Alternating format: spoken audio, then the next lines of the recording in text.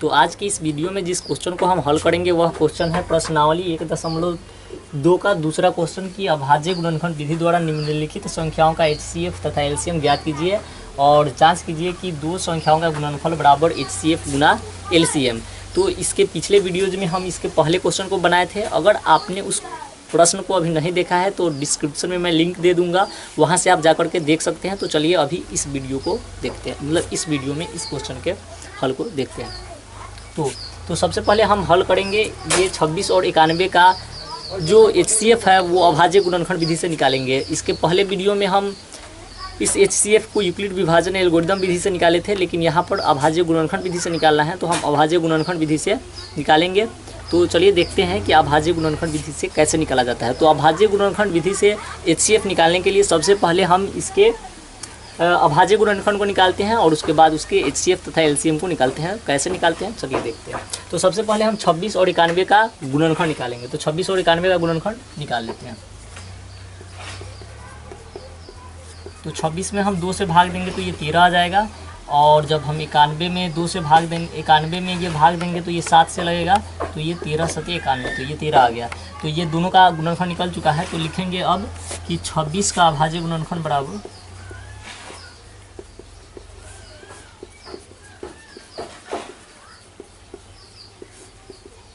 यहाँ पर 2 गुने 13 आ रहा है, तो लिख लेंगे 2 गुने 13। अब उसके बाद हम फिर 91 का अभाज्य गुणनखंड बराबर लिखेंगे।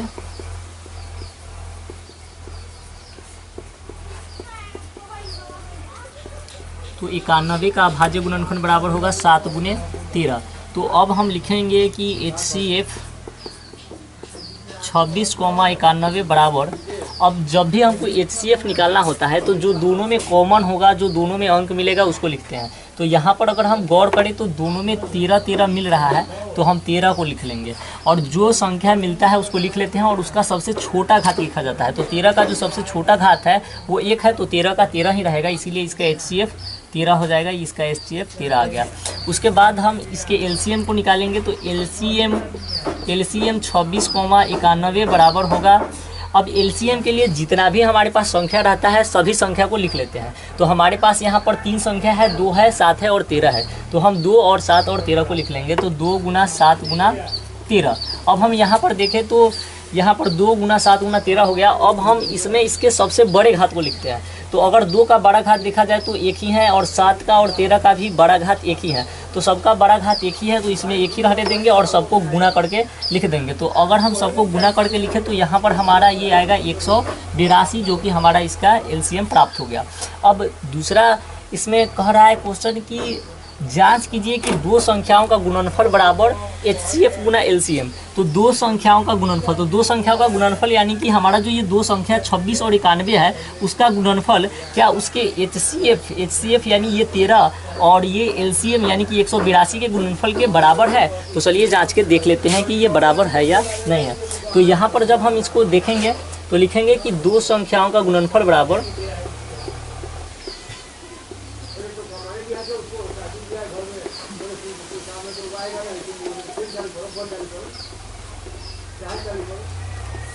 बराबर होगा HCF गुने LCM। तो अब यहाँ पर हमारा जो दोनों संख्या है वो है 26 और 91, तो लिखेंगे 26 गुना 91 बराबर हमारा हो जाएगा यहाँ पर 13 गुना 182। तो अब हम दोनों को गुना करके लिख लेंगे, देखेंगे कि कितना आ रहा है और जितना आएगा उतना नीचे हम लिख देंगे। तो हम इसको देख लेते हैं। तो यहाँ पर हम जब 26 और 91 में गुना करेंगे तो ये हमारा आ जाएगा 2366। तो यहाँ पर लिख देंगे 2366, और ये दोनों में भी गुना करेंगे तो हमारा आ जाएगा 2366। तो लिख देंगे यहाँ पर 2366। तो इस तरह से ये हमारा क्वेश्चन जो है सो प्रूव्ड हो गया। अब यहाँ पर बात था कि सिद्ध करें कि जांच करना था कि क्या दो संख्याओं का गुणनफल उसके HCF गुना LCM के बराबर होता है। तो यहाँ पर हम लिख देंगे कि हाँ होता है, क्योंकि हम HCF गुना LCM का जब हम गुणनफल देख रहे हैं तो यहाँ पर दोनों बराबर आ रहा है। अब देखेंगे दूसरे क्वेश्चन को। तो चलिए दूसरे क्वेश्चन को देखते हैं। तो हमारा दूसरा क्वेश्चन है 510 और 92। तो यहाँ पर हमारा दूसरा क्वेश्चन है 510 और 92। तो फिर उसी तरह से इसका भी गुणनखंड निकालेंगे और उसके बाद HCF और फिर LCM निकालेंगे। तो चलिए पहले गुणनखंड निकाल लेते हैं। तो 510 का गुणनखंड बराबर होगा, तो 2 से इसको भाग देंगे तो ये आ जाएगा 510 में 2 से भाग देंगे तो ये होगा 2 और ये होगा 5 और ये होगा फिर 5 यानी 255। तो ये अब भाग 2 से नहीं लगेगा, 3 से लगेगा, तो इसमें 3 से भाग देंगे। तो 3 से जब हम भाग देंगे इसमें होगा तो 8 और 5 ये 85 आ गया। अब फिर अब इसमें 5 से भाग लगेगा तो 5 से देंगे, यहाँ पर 17 आ गया तो 17 लिख देंगे। अब इसका अभाज्य गुणनफल निकालते हैं तो इसमें 2 से देंगे तो ये आ जाएगा, इसमें भाग देके देख लेते हैं तो ये 46 आ जाएगा। अब फिर इसमें 2 से देंगे तो ये 23 आ जाएगा। अब दोनों का अभाज्य गुणनफल बराबर लिख देंगे तो लिखेंगे कि 510 का अभाज्य गुणनफल बराबर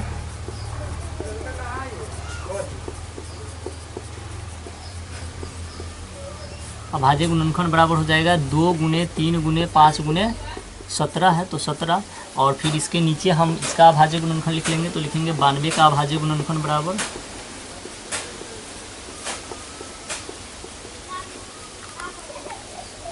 गुणनफल बराबर 2 गुना 2 गुने 23। 2 गुना 2 गुना 23 बराबर हम लिख सकते हैं कि 2 के पावर 2 गुना 23। अब हम देखेंगे कि दोनों में मिल क्या रहा है। जो दोनों में कॉमन मिलेगा वो HCF होगा, तो लिखेंगे HCF बराबर जो दोनों में कॉमन हो जाएगा। तो दोनों में हमारा 2 मिल रहा है तो 2 मिल रहा है तो 2 कॉमन ले लिए। और उसके बाद फिर कोई अंक कॉमन मिल ही नहीं रहा है तो कोई अंक नहीं कॉमन मिल रहा है तो यहाँ पर कोई अंक नहीं होगा। तो इसका HCF हमारा, अब 2 का छोटा घात देखेंगे तो 2 का छोटा घात एक ही है तो इसका HCF 2 हो गया। अब हम LCM निकालेंगे तो LCM जब निकालेंगे तो यहाँ पर LCM बराबर हमारा होगा कि जितना भी संख्या होगा सबको लिख लेंगे। तो यहाँ पर हमारा जो संख्या है 2 है, 3 है, 5 है, 17 है और 23 है। तो 2 गुने 5 गुने 2 गुने 3 गुने 2 गुने 3 गुने 5 गुने ये 17 हो जाएगा और गुने यहाँ पर हमारा फिर 23 हो जाएगा। तो अब सबको हम गुना करके जो लिख देंगे अंक वहीं हमारा HCF LCM होगा। तो यहाँ पर अब 2 का पावर जो है सो अधिकतम घात लिखाता है, तो यहाँ पर 2 का अधिकतम घात 2 होगा तो 2 लिख देंगे। तो ये 2 का होगा 4 और ये आ गया गुने 3 और गुने ये 5 और गुने ये 17 और गुने ये 23। तो सबको गुना करके लिख देते हैं। तो हम इसको गुना करके देख लेते हैं। यहाँ पर हमारा 23 46 0 आ रहा है तो 23 46 0 लिख लेंगे। अब हमको फिर वहीं सिद्ध करना है, जांच करना है कि 2 संख्याओं का गुणनफल बराबर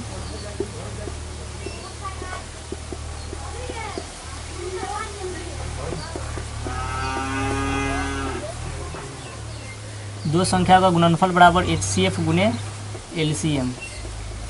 तो देख के जांच लेते हैं। तो जब जांच करेंगे इसको तो हमारा जो संख्या है उसको गुना करेंगे तो 510 गुना 92 510 गुना 92 बराबर हमारा जो HCF है और गुने LCM है तो वो हो जाएगा। तो इसको लिख देंगे 2 गुना हमारा हो जाएगा 23 46 0। अब गुना करके लिख देंगे तो ये हमारा हो जाएगा अंक। इसमें गुना करके लिख लेते हैं तो इसमें जब गुना करेंगे तो ये हो जाएगा 0 और 6 दूना 12 के 2 हासिल 1 4 दूना 8 है 9 और ये 46। तो ये इतना अंक आ रहा है, इसको भी गुना करेंगे तो इतना ही अंक आ जाएगा 46 92 0।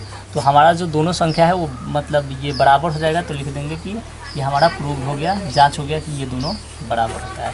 अब देखते हैं तीसरे क्वेश्चन को। इसका तीसरा क्वेश्चन है 336 और 54।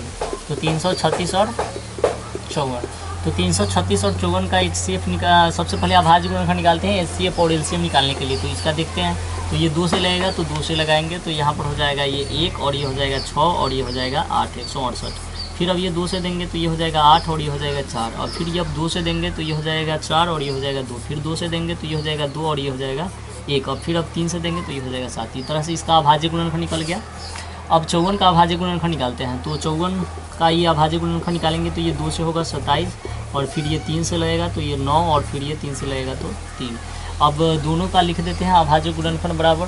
तो अब लिखेंगे कि 336 का अभाज्य गुणनफल बराबर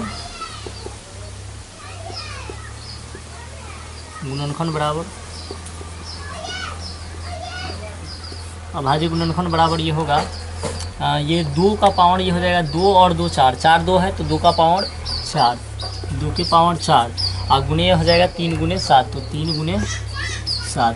अब उसके बाद लिखेंगे फिर हम 54 का अभाज्य गुणनफल बराबर 54 का अभाज्य गुणनफल बराबर होगा ये 2 गुना ये 3 है और 3 बार आया है तो इसीलिए 3 का पावर 3 हो जाएगा तो 3। अब क्या करेंगे कि अब हम इसका HCF और LCM निकालेंगे। तो HCF बराबर, अब हम लिखेंगे कि HCF बराबर, तो HCF बराबर हमारा जो दोनों में कॉमन होता है वो होता है, तो इसमें 2 मिल रहा है तो 2 लिख लेंगे, और गुना इसमें 3 और 3 मिल रहा है तो 3 लिख लेंगे। अब जो HCF होता है उसमें छोटा घात लिखा जाता है, तो 2 का छोटा घात 1 है तो 1 पावर होगा, और 3 का छोटा घात 1 ही है तो 1 ही होगा। तो इसमें 2 गुना 3 कर देंगे तो 2 तिहाई 6, ये आंसर हो गया। अब इसका LCM निकालेंगे तो LCM बराबर होगा कि जितना भी संख्या होता है वो सब लिख लेते हैं। तो इसमें 2 है, 3 है और 7 है, तो 2 और 3 और 7 हम लिख लेंगे, तो 2 गुना 3 गुना 7। अब इसमें जो घात है वो सबसे बड़ा घात लिखा जाता है, अधिकतम घात लिखा जाता है। तो 2 का जो बड़ा घात है, अधिकतम घात है, वह 4 है, तो 2 का पावर हम 4 ले लेंगे, और जो 3 का अधिकतम घात है वो 3 है, तो इसका घात 3 ले लेंगे, और 7 का जो अधिकतम घात है वो 1 है, तो वहाँ पर हम 1 ही लेंगे। अब सबको हम गुना करके लिख देंगे, तो 2 का जो अधिकतम घात 4 है, तो इसको अगर हम 4 बार गुना करेंगे तो ये 16 आएगा, तो ये 16 लिख लेंगे, और इसको हम 3 बार गुना करेंगे तो ये 27 आएगा, तो हम इसको 27 लिख लेंगे, और ये गुना 7 कर देते हैं। अब ये तीनों को गुना करके जो हम संख्या प्राप्त करेंगे वही हमारा LCM होगा, तो सबको गुना करके हम लिख लेते हैं। तो जब हम इसमें गुना करेंगे तो यहाँ पर हमारा 30-24 आएगा, तो 30-24 इसका LCM हो गया। अब हम इसको जांच कर लेंगे, आप आसानी से जांच कर सकते हैं, जैसे हम 2 क्वेश्चन को जांच किए हैं, वहीं 2 संख्याओं का गुणनफल बराबर 2 HCF गुना HCF। अब देखेंगे अगले वीडियो में अगले क्वेश्चन के हल को। तब तक के लिए इतना ही।